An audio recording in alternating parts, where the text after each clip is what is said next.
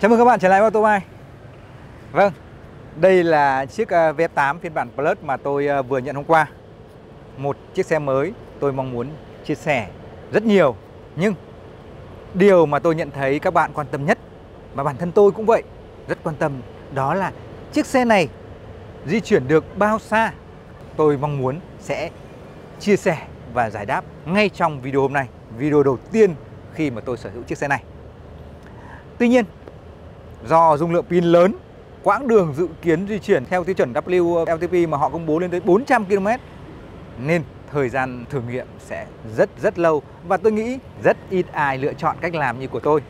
Chính vì lẽ đó, để ủng hộ tôi có thêm động lực làm video này cũng như những video tiếp theo, thì mong các bạn nhớ đăng ký kênh, nhấn nút hình chuông và bình luận chia sẻ những cái suy nghĩ của mình dưới video. Và để thực hiện bài trải nghiệm, tôi đã có mặt tại VinSmart City, sạc với trụ sạc nhanh 300 kW để lên mức đầy 100%. Và bây giờ thì mời các bạn cùng di chuyển và trải nghiệm với chúng tôi. Vâng, sau một cuộc điện thoại thì dung lượng pin vào lúc này trước khi xuất phát ta còn có 98%. Quãng đường ước tính rất là bất ngờ, nhưng mà cứ thử xem. 423 km cơ mà. Đấy. Tôi sẽ lựa chọn chế độ lái là tiết kiệm. Đấy, và đây thì tôi sẽ bắt đầu reset cái quãng đường, mọi thứ về không. Đấy. Và bây giờ bắt đầu để di chuyển.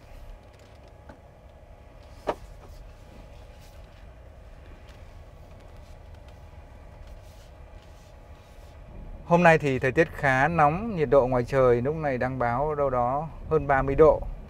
Tôi để điều hòa là 23 độ. Đấy, quạt gió ở mức 1 và thêm chế độ làm mát lưng, ghế lái. Đây là một cái tính năng mà tôi cũng rất thích ở trên chiếc xe này. Vâng, tôi vừa nhập vào làn cao tốc và hôm nay trời khá nắng chói nên tôi xin phép là đeo kính. Cũng như là lần thử nghiệm trước đối với E34 thì hôm nay trong cái video đầu tiên này tôi cũng thử nghiệm với hai người. Tính năng ADAS của VF8 này thì khá nhiều, nhưng mà ở thời điểm hiện tại thì một số tính năng vẫn chưa được kích hoạt, sẽ cập nhật dần dần từ xa đấy. Thế nên hiện nay ví dụ như là mấy cái chế độ ở dưới vô lăng này là hỗ trợ lái, rồi là kiểm soát hành trình hay là giới hạn tốc độ này thì đều chưa được kích hoạt. Một số tính năng khác mà các bạn cũng đang mong chờ thì tôi cũng vậy, như là triệu hồi xe hay gì đó thì cũng chưa có. Ngay khi mà họ cập nhật thì tôi sẽ chia sẻ ngay. Chính vì lẽ đó chưa có kiểm soát hành trình chạy trên cao tốc nên là tôi ga tự động bằng cơm. Đường hôm nay khá đông. Hiện tại tốc độ đang ở mức 75 cây. Thực ra thì tôi mong muốn đi nhanh hơn. Bởi vì nếu mà với tốc độ này thì tốc độ trung bình nó còn dưới mức này, và như vậy thì thời gian sẽ rất lâu.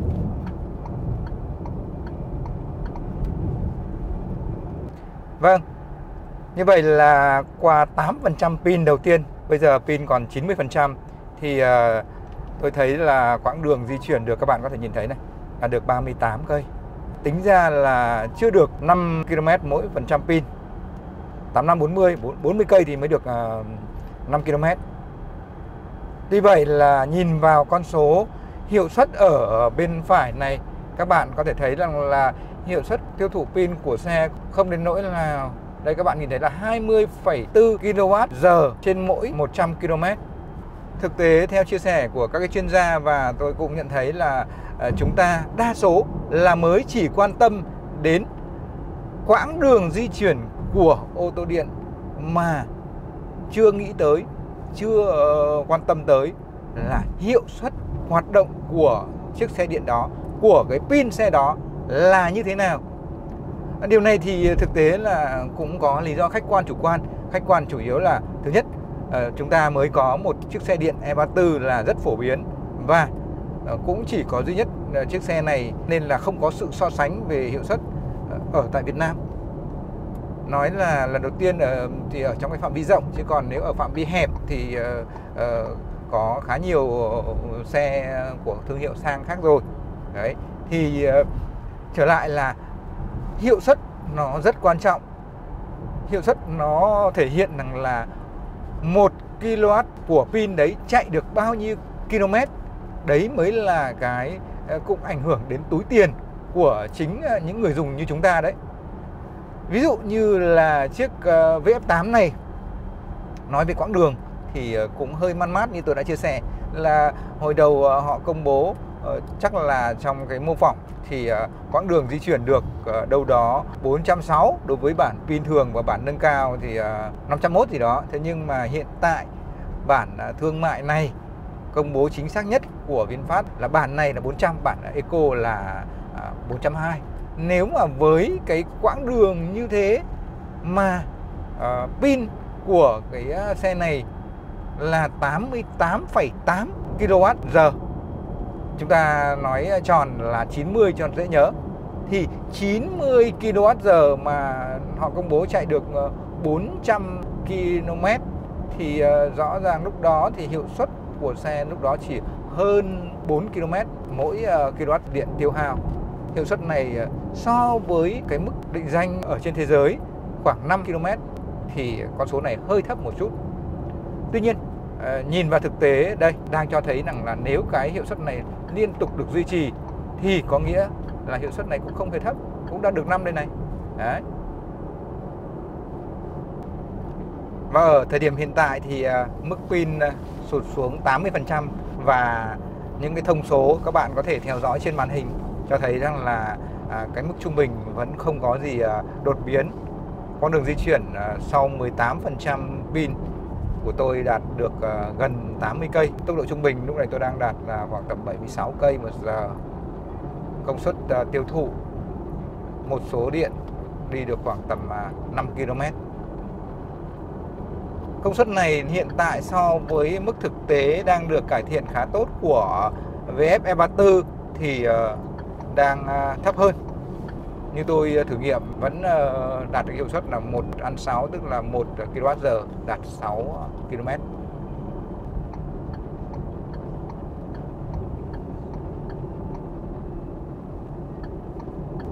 Vâng, bây giờ thì dung lượng pin sụt xuống 70%, tức là 28% pin đã tiêu hao, và quãng đường tôi di chuyển được là 120 km. Trung bình 1% pin đi được khoảng tầm 4 km. Rõ ràng cho tới điểm này thì hiệu suất của VF8 này sẽ thấp hơn so với VF E34.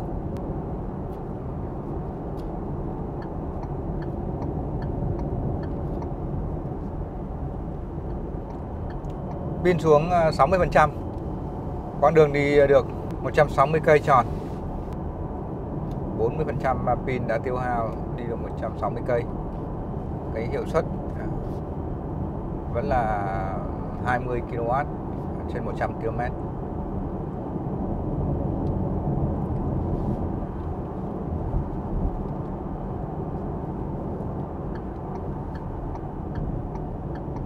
Và lúc này là gần 12 giờ trưa, hơn 2 tiếng chạy thì dung lượng pin lúc này đã xuống 50%.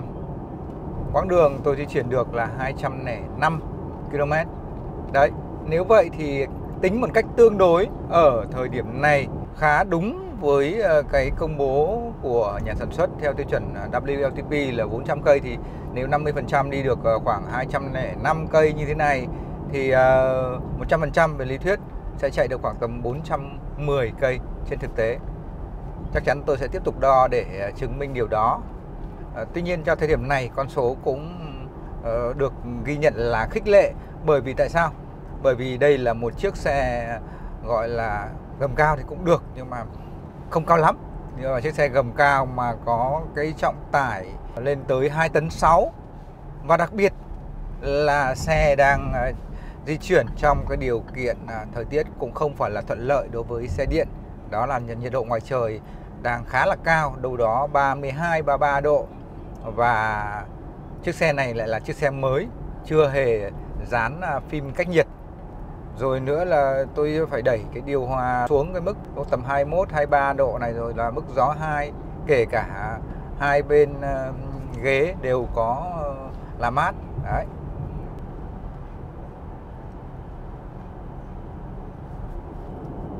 Bây giờ là 12 giờ 17 phút, dung lượng pin đã xuống 40% rồi. Quãng đường tôi di chuyển được là 244 km rồi. Mọi thông số đều đang duy trì khá ổn định.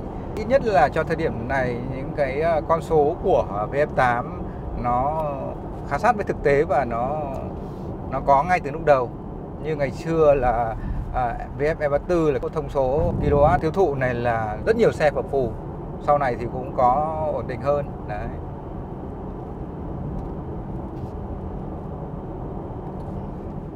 Như vậy là 70% pin đã tiêu hao, dung lượng pin còn lại bây giờ 30%.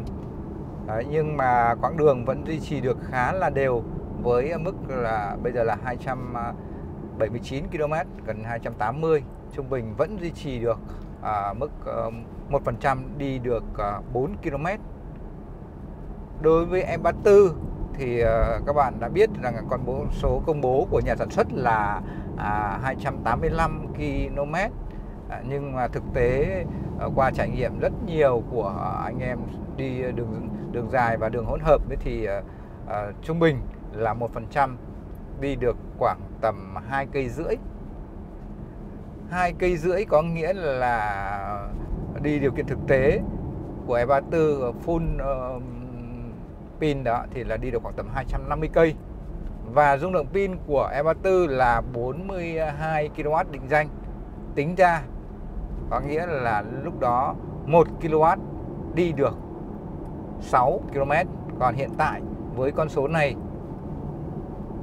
xe đã tính toán sẵn đây là 1 kW đi được 5 km. Đấy, về mặt hiệu suất thì rõ ràng cho thời điểm này có thể nói rằng là hiệu suất của E34 là tốt hơn. Cùng một lượng điện sạc vào và tiêu hao thì quãng đường di chuyển của E34 dài hơn. Tuy nhiên với một chiếc xe gầm cao như thế này thì cái hiệu suất này cũng là ở mức khá là tốt rồi. Và bây giờ đã là gần 1 giờ chiều. Chúng tôi đã chạy liên tục tới hơn 3 tiếng rồi. Anh bạn quay phim của tôi thì nói rằng là nếu mà chạy được thì anh ấy chạy tiếp đi. Và tôi nghĩ là tôi sẽ chạy tiếp. Và để ủng hộ động viên chúng tôi, các bạn xin nhắc lại là hãy nhớ đăng ký kênh, nhấn nút hình chuông và chia sẻ, bình luận ở dưới video để hỗ trợ chúng tôi.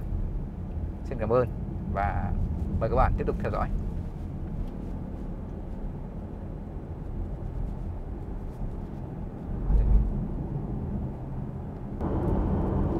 Lúc này là hơn 1 giờ chiều rồi các bạn ạ.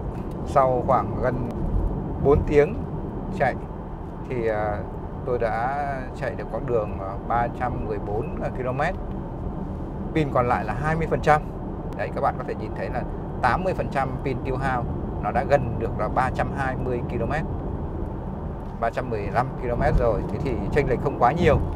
Tức là vẫn cứ đảm bảo mức trung bình, nó không thấp quá nhiều so với mức 1% đi được 4 km. Đấy, đặc biệt là như các bạn đã biết và tôi đã nói đấy, là điều kiện thời tiết hôm nay là cũng tiếp tục là bất lợi. Ngoài trời nắng rất to và xe thì chưa được dán phim cách nhiệt, cũng như là bật điều hòa, bật ghế làm mát. Đấy, full luôn. Vâng, nói về thời gian chạy thì các bạn cũng có phần e ngại rằng là cái quãng đường chạy liên tục như thế thì sẽ mất an toàn.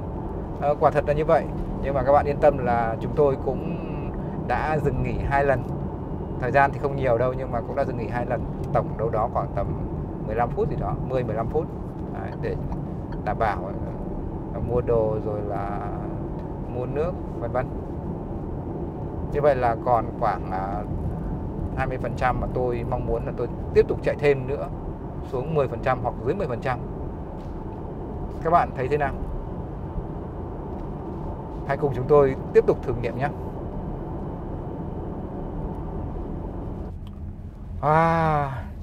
Như vậy là lúc này pin xuống 8%, tròn 90% đã tiêu hao kể từ thời điểm tôi xuất phát. Và các bạn có thể nhìn thấy một kết quả cũng khá là ấn tượng. 360 cây. Tốc độ bình quân tôi đi là 76 km/h. Đấy. Và cái hiệu suất vẫn là đạt 1 kW đi được khoảng tầm 5 km. Như vậy là tôi vừa hoàn thành một cái hành trình 360 cây trên cao tốc với quãng thời gian liên tục đâu đó chỉ còn có 15 phút nữa là đạt 5 tiếng. Với con số km di chuyển được như thế này và dung lượng pin tiêu hao như vậy thì chúng ta hoàn toàn có thể suy ra rằng trong điều kiện khá là khó khăn như hôm nay, pin đầy của VF8 có thể di chuyển được đúng 400 km, đúng như cái con số mà VinFast công bố theo tiêu chuẩn WLTP đối với bản VF8 Plus này. Và suy từ thực tế của chiếc E34 ra thì có thể thấy với những cái điều kiện thuận lợi hơn thì quãng đường thực tế di chuyển của chiếc VF8 này sẽ cao hơn. Mức cao hơn cụ thể như thế nào? Có thể trong những video sắp tới chúng tôi sẽ trải nghiệm thực tế và chia sẻ tiếp. Hôm nay thì tôi chỉ tập trung chia sẻ về cái thông tin mà các bạn quan tâm nhất. Còn rất nhiều thông tin về lái xe, độ ồn, rồi cảm giác các tính năng, rồi là điều hòa, vân vân và vân vân. Các bạn sẽ chú ý theo dõi ở những video tiếp theo. Tôi sẽ liên tục ra nếu có thời gian. Vâng, chương trình đầu tiên và cũng rất công phu này hôm nay thì kết thúc tại đây. Các bạn đừng quên đăng ký kênh, nhấn nút hình chuông, share và để lại những cái bình luận yêu cầu để chúng tôi sẽ tiếp tục có động lực trong sản xuất những cái video sắp tới. Xin chào và hẹn gặp lại.